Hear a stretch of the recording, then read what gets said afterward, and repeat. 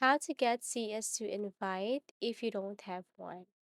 So it's pretty simple. You just have to go to your Steam application, make sure that you're logged into your account, and then look for Counter Strike 2 and make sure that you have the same compatibility. I mean, the settings and requirements for this game is compatible with your device, and all you have to do is click install. Now, if you encounter some problems installing, you just have to right click, go to properties, and then look for installed files. And what you're going to do is just simply click this verify integrity of two files. So the reasons why you need to tap that one or to verify this game is that if you verify the game file's integrity, you can ask Team to check if the game's files are properly installed on your computer.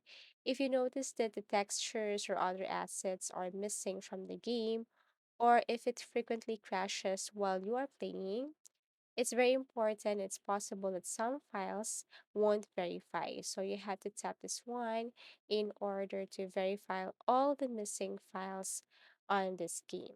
Okay, also to check compatibility with your device. The files on your computer will be checked to make sure they are not corrupted or damaged. Once done, you can go back and play the game. As easy as that. So you can play Counter Strike 2 even if there's no invite from someone. As easy as that. Thank you so much for watching and see you again in our next videos.